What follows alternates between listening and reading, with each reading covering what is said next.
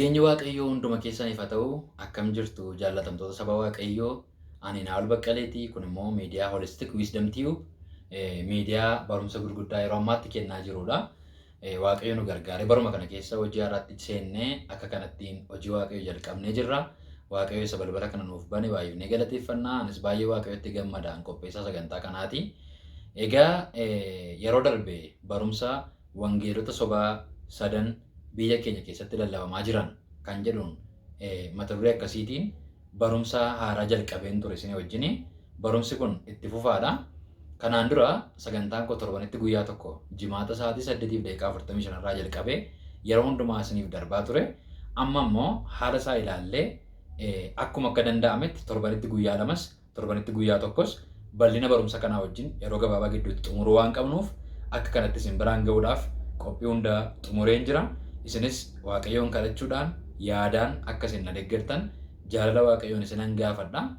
Egaa gaaffilee qabdan yoo jiraate, wanti tuqamuu qaba jettan yoo jiraate, barumsa dogoggoraa akka waldaa lookaal cherchii keessanitti waldaa kiristaanaa jeeqaa jirullee yoo jiraate achirratti waan hafuura qulqulluun keessa koo kaa'e amma ayyaanni Waaqayyoo naaf baay'ate waa tokko kanarratti hojjechuu barbaadeen jira. Yeroon itti keessummaa afeeree keessummaa wajjin dhimmoota garaagaraa irratti yeroo itti diil goonullee jiraachuu danda'a waan ta'eef isinis gama keessaniin gaaffii qabdan nu gaafachuu dandeessu. Waan dandeenyu isinii deebisna. Waan hin dandeenye waan hin hubanne immoo hin dubbifnaa, hin qayyabannaa, Waaqayyoon irratti kadhanna. Kanaaf gaaffii qabdan nu laachuu hin dandeessu. Gamanumaan tajaajila keenya namoota biraan ga'uudhaaf waldaa kiristaanaaf dhugaadhumatti hin barbaachisa. Yoo barbaachisniin hin jedhu baay'ee barbaachisa. Yeroo nama keessa jirru kun yeroo itti barumsi kun baay'ee bal'achaa jiru, yeroo itti rakkinni baay'ee waldaa kiristaanaa baay'ee keessatti ka'ee waldaa jeeqaa jirudha waan ta'eef gama kanaan isinillee sheer gochuudhaan, subscribe gochuudhaan Holistic Wisdom Tube akka isin subscribe gootan namoota biraan geessan jaalala Waaqayyootiin isin gaafachuu barbaanna. Kaayyoon keenya waan tokko iyyuu miti. Wangeela mootummaa Waaqayyoo babal'isuudha. Dhugaa keessa keenya jiru namoota biraan ga'uu qofa waan ta'eef isa kan akka isin itti yaaddanii nu tumsitan, nu bira dhaabbattan, nuuf kadhattan jaalala Waaqayyoon isin gaafannaa. Waaqayyo guddaa isin haa eebbisu. Barumsa yeroo darbe irraa hafe kutaa ittaanu kutaa lammaffaatti fufna jechuudha. Waaqayyo guddaa isin haa eebbisu. Barri keessan jireenyi keessan haa eebbifamu. Sagalee Waaqayyo kanaa wajjin yeroo gaariin isin hawwa.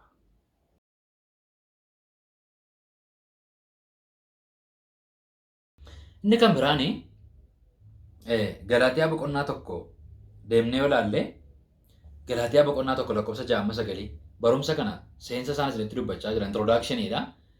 Garaan itti adeemu amma akkas hubattaniifan isinitti dubbadha. Kutaa ittaanurraa kaafne barumsa sana keessa linna waan ta'eef jechuudha.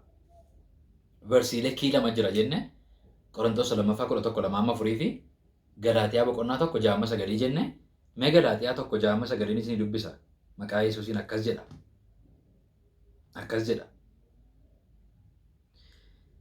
Isa karaa ayyaana Kiristoos isin waamerraa galagaltanii akka sariifattanii gara wangeela kan biraatti goruu keessaniif nan dinqifadha. Wangeelli biraallee hin jiru. Garuu namoonni isin wallaalchisanii wangeela Kiristoos galagalchuudhaaf barbaadan tokko jiru. Haa ta'u iyyuu malee ani yookiis ergamaa waaqarraa tokko wangeela sana kanaan dura isinitti himnetti kan gargar ba'e yoo isinitti hime abaaramaa haa ta'u. Akkuma kanaan dura dubbadhee ammas immoo keessa deebi'ee nan dubbadha. Eenyullee wangeela isin fudhattanitti gargar kan ba'e yoo isinitti hime abaaramaa haa ta'u. Waaqayyoof galanni guddaan haa ta'u. Wangeela kan biraa kan jedhu argina kutaa kana keessas. Wangeela sana isinitti himnerraa kan gargar ba'e wangeela kan biraa nama miti ergamaa waaqarraa tokkollee yoo isinitti hime abaaramaa haa ta'u jedha Phaawulos. Wangeela kan biraa fudhachuudhaaf dhiisuudhaaf eenyummaa namicha lallabuu miti wanti murteessaa. Paasterii ta'uu namichaa miti. Qeesii ta'uu namichaa, ergamaa ta'uu, profeetii ta'uu namichaa miti. Ergamaa waaqarraallee jedha Phaawulos gaafa dubbatu. Wangeela kanatti kan gargar ba'e, dhugaas mi'eeffatanitti kan gargar ba'e, piraktikaal kan ta'e, jireenya keessan irratti mi'eeffatanii argitanii hojiitti jijjiirtanii ittiin jiraattanii lubbuu kan isin keessatti godhate wangeela Kiristoos irraa adda kan ba'e. Gabreel utuu isinitti hime, Mikaa'eliin utuu isinitti hime abaaramaa haa ta'u jedha Phaawulos. Eenyummaa namicha lallabuu laalla yeroo baay'ee. Paaster intanaa jedhe waan ta'eef, wangeelaawii abaluu jedhe waan ta'eef, faarfataa abaluu jedhe waan ta'eef, wangeelli inni dubbate dhugaa ta'uu danda'a jechuu hin dandeenya. Eenyummaa namicha lallabuumin. Xiyyeeffannaan keenya, dhimmi keenya dhugicha malee namicha miti. Namicha lallabu miti. Dhugicha dhimmi keenya. Kanaaf wangeelonni sobaa amala muraasa qabu. Amaloota wangeela sobaa sadii duwwaa sanitti meen xumura. Inni tokko dubbii nama wallaalchisu, dubbii nama amansiisuu danda'u, dubbii dhiibbaa namarratti uumuu danda'u, dubbii akkasii qaba. Fine sounding arguments isa jennu qaba. Wangeelli sobaa jechuudha. Dubbii amansiisuu danda'u, dubbii dhiibbaa namarratti uumuu danda'u, dubbii nama wallaalchisuu danda'u, dubbii konfiyuusii nama godhu, dhuguma iyyuu kan nama jechisiisu dubbii akkasii of keessaa qaba. Kun amala wangeela sobaati. Isa kana Qolaasaayis boqonnaa 2 lakkoofsa 4 irraa argachuu dandeenya. Inni kan biraan wanta ogummaarra dhaabbate fakkaata. Saayinsii gadi fagoo qaba. Ogummaadhaan dubbatama. Jechoota addaa wayii qaba. Ogummaarra kan dhaabbateedha. Phaawulos isa kana iddoo lamatti dubbateera macaafa qulqulluu keessaa. Tokko Qolaasaayis boqonnaa 2 lakkoofsa 23 irratti waa'ee seera dhagna qabaa eeguu dhiisuu irratti gaafa barsiisu waan dhagnatti hammaatan fakkaachuu isaaniin waan ogummaarra dhaabbatan fakkaachuu isaaniitiin dhugaa fakkaatu barumsoonni akkasii jedha. Dhugaa fakkaatu jedha. Beekumsarra waan dhaabbatan, ogummaarra waan dhaabbatan fakkaatu. Tokkoffaa Qorontos 2:4-5 waldaan Qorontos gaafa hiramte ani kan Aphiloos, ani kan Keefaati, ani kan Phaawulos, ani kan Kiristoos jedhanii gaafa isaan wal qoqqoodan Aphiloos dubbii ogummaa kana danda'a, haasaa danda'a. Jecha fiffilatamaa dubbachuu danda'a Phaawulosiin caalaa. Barreeffamootatti cimaa kan ta'e Phaawulos ergaa barreessuutti baay'ee cimaadha. Aphiloos immoo addabaabayitti bahee haasa'uutti baay'ee cimaadha. Kanaaf Phaawulos maal jedhaa? Ogummaa namaarra hin dhaabbanne lallabi keenya nuyi Kiristoos fannifame lallabna jedheetu ogummaan namaa akka keessa hin jirre dubbii ogummaarra dhaabbate ogummaa namaarra dhaabbate akka inni hin taane ogummaan namaa amma Waaqayyo biratti gowwummaa akka inni ta'e tokkoffaa Qorontos boqonnaa 1 boqonnaa 2 boqonnaa 3 dubbistan waa'ee ogummaaf waa'ee gowwummaa wal bira qabee dubbata. Dubbiin ogummaa Kiristoos biyya lafaaf gowwummaadha. Fannifamuun Kiristoos biyya lafaaf gowwummaadha. Nuuf immoo ogummaadha. Dubbii gowwummaa nuyi lallabnu kanaan namoota fayyisuu Waaqayyotti tole jedhee dubbata. Ogummaarra kan dhaabbatan fakkaatu yeroo baay'ee barumsoonni dogoggora. Irraa of eeggachuu qabna jechuudha. Inni kan biraani barumsi dogoggoraa yookaan barumsi sobaa yookaan wangeelli sobaa in abdachiisa malee hin jiraachisu. Oduudha malee jireenya miti. Jireenya laatu. Duumessa qillee bokkaa of keessaa hin qabneedha. Burqaa bishaan of keessaa hin qabneedha. Mana sobaati. Keessa hin jiraatamu. Sajoolleen mana sobaa karaa irratti ijaartudha. Konkolaataa sobaa sajoolleen ooftu. Isa keessa taa'amuu hin dandeenye. Practical kan hin taane. Jireenya laachuu kan hin dandeenye.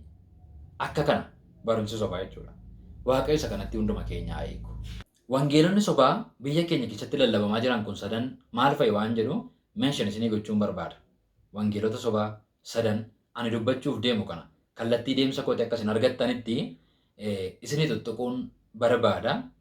Inni tokkoffaan Hypo Grace Gospel. Hypo Grace Gospel kana jechuun wangeela ayyaana Waaqayyoo gadi buusee ilaalu. Wangeela ayyaana Waaqayyoo xinneessee ilaalu. Wangeela ayyaanni Waaqayyoo barbaachisummaa isaatti baay'ee hin amanne kan jedhudha. Wangeela akkasii biyya keenya keessatti bal'inaan lallabamaa jira.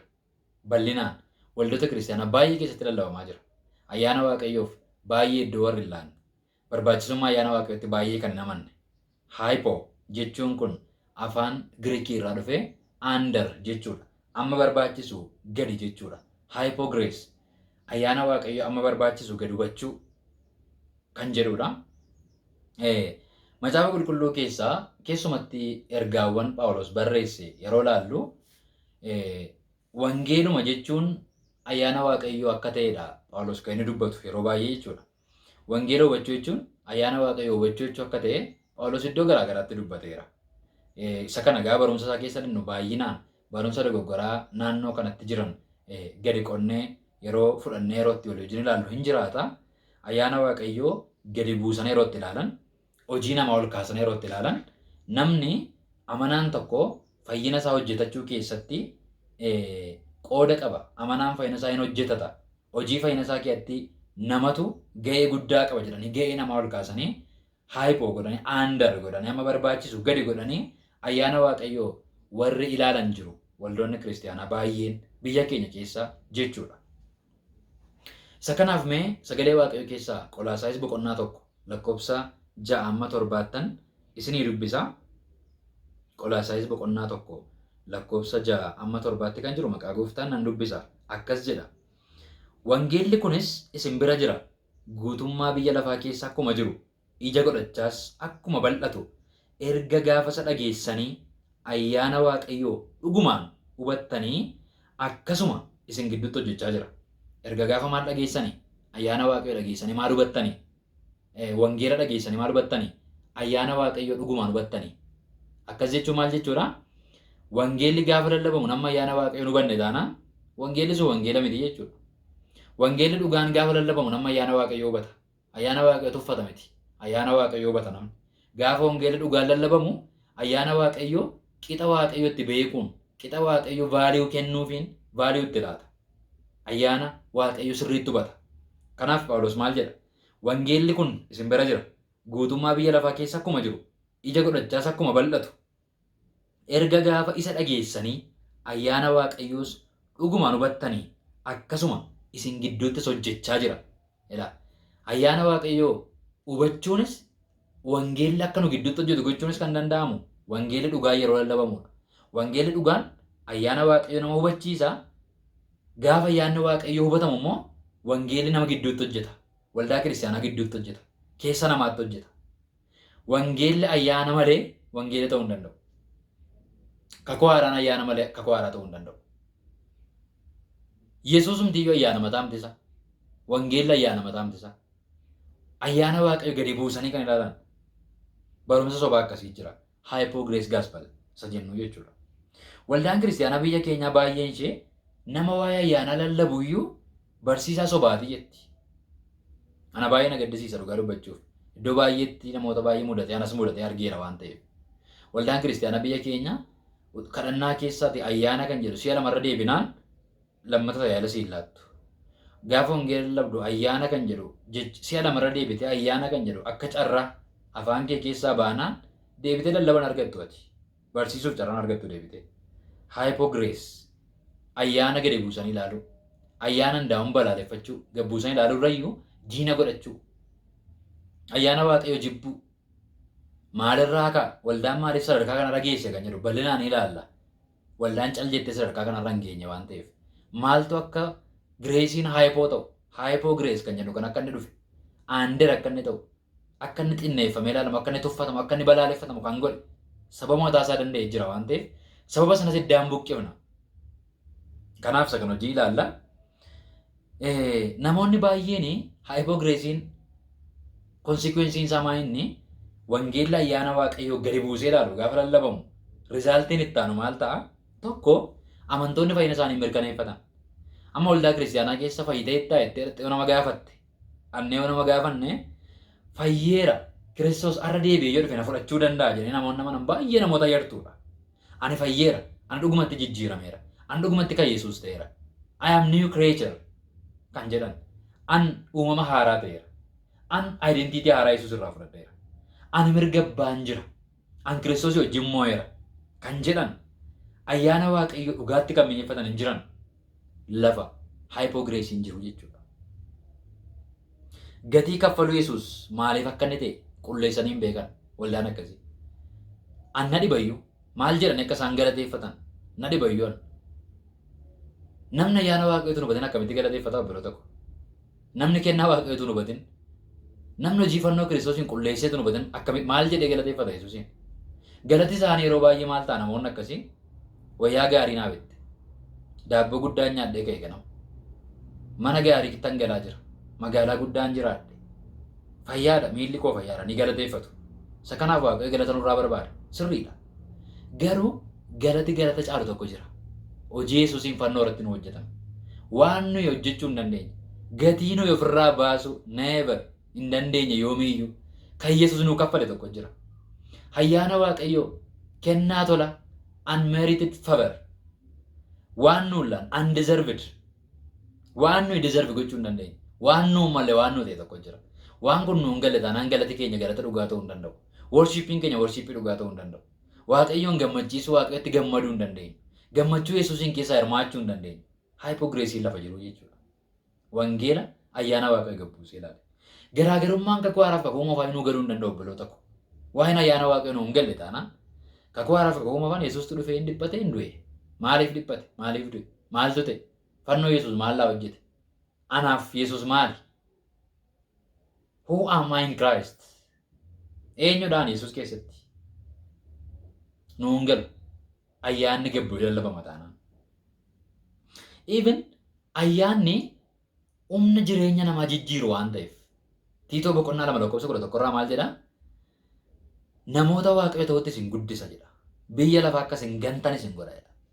Biyya lafaa ganuu namoota Waaqayyo ta'anii gara Waaqayyotti guddachuun illee ayyaanicha malee hin danda'amu. Identity jijjiiramaan ayyaanicha malee hin danda'amu waan ta'eef ayyaanni Waaqayyo gabbuusee lallabama taanaan fedhii keenya, amalli keenya, eenyummaan keenya hin geddaramne jechuudha. Hin geddaramus jechuudha. Rakkina akkasii qaba. Consequence akkasii qaba. Jaalala Kiristoosiin dhugaatti mi'eeffachuu hin dandeenyu. Jaalala Kiristoosiin dhugaatti hubachuu hin dandeenyu. Ayyaanni Waaqayyo nuun galle taanaan. Wangeelli sobaa kun waggoota baay'eef jaarraadhaaf biyya Itoophiyaa keessatti lallabameera. Wangeela ija hin qabne. Wangeela humna Waaqayyoo hin qabne. Wangeela jaalala Kiristoosiin hin xiyyeeffanne. Wangeela hojii Kiristoosiin gadi buusee ilaalu. Ayyaana Waaqayyoo irra kan hojjetu. Fannoo Kiristoos irra kan hojjetu. Nama kan ol kaasu. Hojii gaarii kan ol kaasu. Ayyaana Waaqayyoo kan gadi buusu. Nan yaalladhaa tiriyaal hin dhiirariidhaan namoonni akka isaa Waaqayyootti dhiyaatan kan godhu. Dadhabanii immoo abdii kutatanii kiristiyaanummaa nama harkatti kan aleessu. Nama harkatti kan dadhabsiisu. Hypo Grace Gospel isa jennu kanadha. Waaqayyo isa kanatti biyya keenya hin fayyisa. Nana manaan Waaqayyo biyya keenya kanatti hin fayyisa. Waldaa keenya kanatti hin fayyisa Waaqayyo. Inni kan biraani haayilaayitiin isinitti dubbachaa jira. Gara fuulduraatti kallattii koo akkasuma hin bartaniif jechuudha.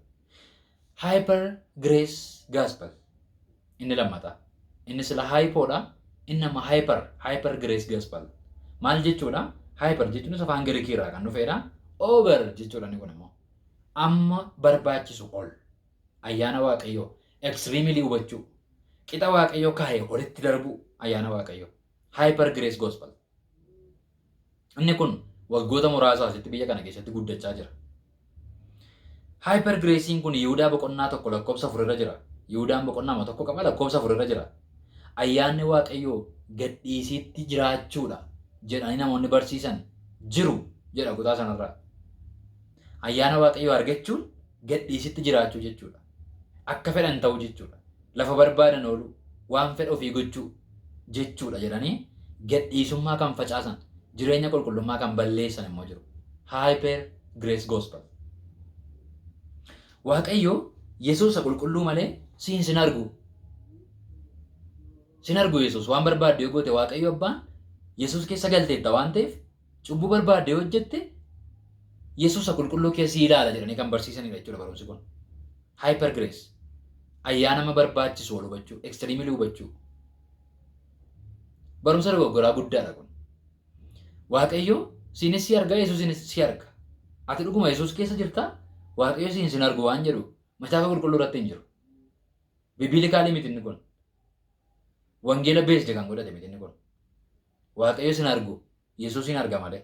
Kanaaf cubbuu barbaadde jettee Yesuus keessa hidhatte namni wayyaa xurii uffatee jiru wayyaa xuriin isaanii keessaa mul'atu irra keettoo wayyaa adii uffate jedhamee kan barsiifamu gadhiisii kan nama godhu halalee kan nama godhu xuraa'ummaatti kan nama gadhiisu of qabuu kan nama dadhabsiisu qulqullummaa nama baay'ee kan nyaatu dargaggoota baay'ee kan hube iddoo garaagaraa waldaa garaagaraa kan cufsiisaa jiru. Hyper Grace Gospel irratti bal'inaan haasofna. Hafuurri qulqulluun amantoota cubbuu isaanii ittiin agarsiisu. Hafuurri qulqulluun nama jajjabeessa. Ayizoo namaan jedha malee ishee kana dogoggorteetti asirreeffadhu namaan hin jedhu. Convicting godhu jedhanii kan barsiisanidha. Hyper Gracein. Barumsa sobaasa guddaa jechuudha. Addunyaa guutuu irratti lallabamaa kan jirudha. biyya keenya keessa immoo bara dhiyoo seene. Dargaggoonni baay'een akka malee hubataniiru. Isa kana irratti illee bal'inaan haasa'uu yaalla jechuudha. Wangeelli sobaa, wangeelli hypergrace jennu kun wangeela qalbii nama jijjiirrachiifnedha. Qalbii jijjiirrachuun hin barbaachisu. Isa nama jechisiisudha. Wangeela cubbuu hojjechuu salphisee namatti agarsiisudha. Rakkoo hin qabu kan nama jechisiisudha. Wangeela garba cubbuu nama godhudha.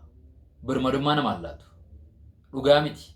Nuun qulqulloofneerra nama jechiisa malee nama hin qulqulleessu. Nuun birmaduu baaneerra nama jechiisa garuu birmaduu dhugaa nama hin baasu. Mana sobaati. Jireenya sobaati. Hyper grace gospel jedhama. Isa kana irratti bal'inaan haasa'u. Inni kan biraan wangeela tokkummaa obbolotaa keessaa nama baasudha. Waldaa nama baqachiisa wangeelli kun. Waldaa baay'ee kee dargaggoonni ba'anii dhumaa jiru. Fellowshippii baay'ee. Ani fellowshippii irratti hojjechaa ture waan ta'eef nan beeka. Focus ministeerii irra hojjedheera hamman mooraa keessa jirutti. Namoota focusii keessatti seenaa baay'ee qaban wajjinis immoo hariiroo waan hin qabuuf nan beeka. Focusii iddoo garaagaraa nan ilaala. Ibaasuu nan ilaala. Family fellowshippii garaagaraa nan ilaala. Sagantaa dargaggootaa waldaa keessa jijjiiran nan ilaala. Waldoota baay'ee nan ilaala. Hyper grace gospeliidhaan qabamanii tokkummaa obbolotaa kan baqatan. Ana waldaan kan jedhan. Waldaa dhaquun nan barbaachisu. Tokkummaa obbolotaa kee hirmaachuu nan barbaachisu. Ministirii ta'e keessa sarve gochuun nan barbaachisu. I am a church kan jedhan. Qofaa isaanii waldoota kan ta'an. Hyper grace gospeliidha. Waldoon namoonni akkas akkasii jiru jechuudha. Wangeela of tuulummaa namatti naquudha. Wangeela gatii kaffaluun keessa hin jirredha. Gatii kaffaluun hin barbaachisu. Eera kan nama jechiisudha. Xumurameera. Raawwatameera. Eeraa duwwaa taanaan jireenyi kiristaanummaa rakkisaadha. Paastii ta'a. Istirii ta'a. Waan darbe ta'a. Waan humna hojjetuuf keessaa hin qabne ta'a. Wangeelli waa Yesuus xumuree darbe duwwaa miti. Abdii qaba wangeelli. Waan itti jabaatan qaba. Waan gatiin itti kaffalamuu qabu qaba wangeelli. Wangeela gatii nama hin kaffalchiifnedha. Wangeela oduudha, seenaadha. Yesuus yeroo tokko akka godhee turedha. Piraaktikaali miti. Har'an hojjetu. Bor kana gochuun qaba, itti jabaachuun qaba nama hin jechisiisu. Itti gaafatamummaa namaa kan mulqu, free will namaa kan mulqu.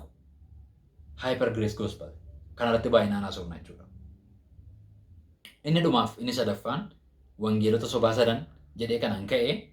Inni dhumaaf inni sadaffaan wangeela faayidaa biyya lafaa giddu galeessa godhate kan jennudha. Tokkoffaa Qorontos 15:19 irratti nuyi waan lafarraa duwwaatiif waaqayyoon abdanna taanaan nama hundumaa caalaa namni boo'uun ta'uuf nuyi jedha Phaawulos. Nama hundumaa caalaa namni gadduun ta'u, namni miskiin, namni nama gaddisiisu, nama waan lafarraa duwwaa waaqayyoon abdatudha. Nama waa'ee hojii barbaaduuf, mana barbaaduuf, qabeenya barbaaduuf, na dhukkube jedhee fayyummaa barbaaduuf. Isaan sana Kiristoos keessatti argachuudhaaf namni Kiristoos duukaa fiigu baay'ee nama gaddisiisa. Baay'ee nama gaddisiisa. Nama qabeenya dhabe caalaa, nama karaarra taa'ee kadhatu caalaa, nama gaddisiisa nama akkasii. Phaawulostu jedha. Baay'ee nama gaddisiisa. Miskiina nama akkasiidha. Wangeela jechuun obboloota koo, wangeela jechuun Yesuus jechuudha. Yesuusin hin qabu taanaan, Yesuusin barbaaduu hin taanaan, Yesuusin hin xiyyeeffanne taanaan wangeela miti wanti sun. Kadhannaan keessan santarii kan godhatu, tajaajilli keessan kan inni santarri godhatu. Yesuusin hin taanaan wangeela miti. Anas jedhe immoo miti. Macaafa qulqulluu jedhe. Roomee boqonnaa 1:3 isinii dubbisame. Kutaa kana waan an jaalladhuuf. Roomee 1:3 akkas jedha. Ani Phaawulos hojjetaan Yesuus Kiristoos ergamaa ta'uudhaaf waamamee wangeela Waaqayyoo lallabuudhaaf addaan kanan baafame kana caafuu kooti.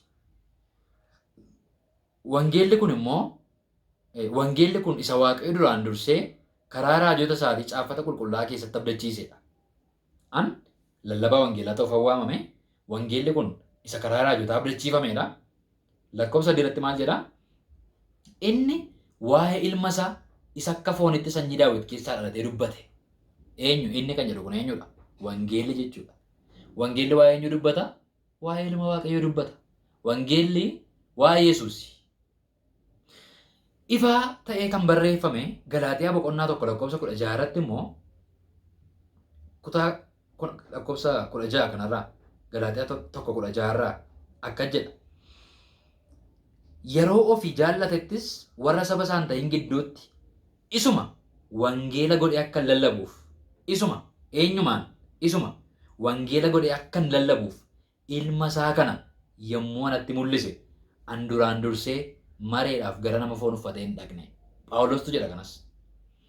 Yeroo fi jaallatetti Waaqayyo ilma isaa kana isuma ilmuma isaa kana wangeela godhee akka lallabuufiti gara koo dhufe.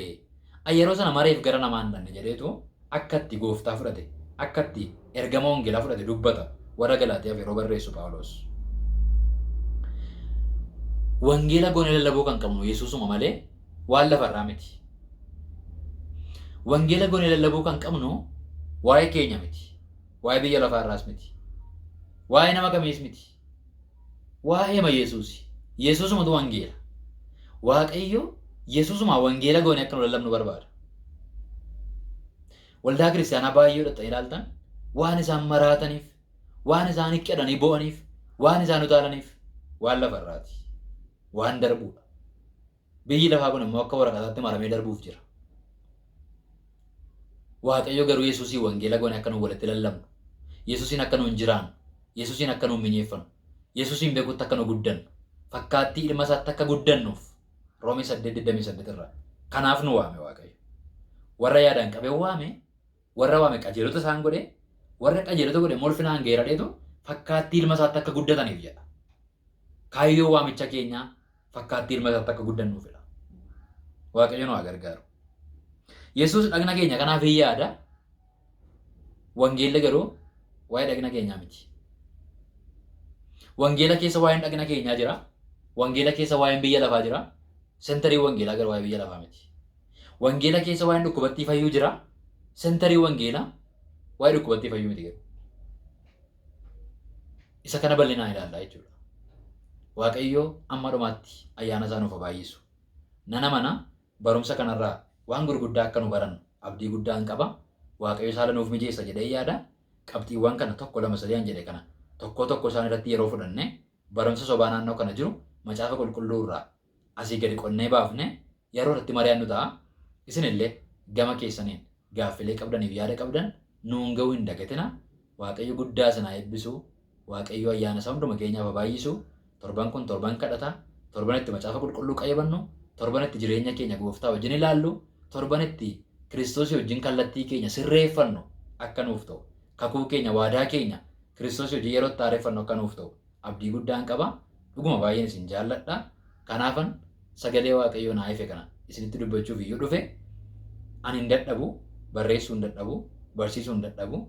Feesbuukii koo irrattis, teelegiraamii koo irrattis, yuutuubii koo irrattis yeroon kana booddeenaaf yeroo hojiiti. Isin immoo na duukaa ta'a wangeela kana lallaba, na duukaa ta'a warra biyya lafaa biraa wangeela kana ga'a, dhugaa kana ga'a. Waaqayyo ayyaana isaa hunduma keessaniif baay'isu. Holistic Wisdom Tube irraa qopheessaan sagantaa kanaa Naanaawol Baqqaleedha. Waaqayyo hunduma keenyaaf ayyaana isaa baay'isu. Baay'een isin jaalladha. Ayyaana irratti ayyaana. Eebbifama.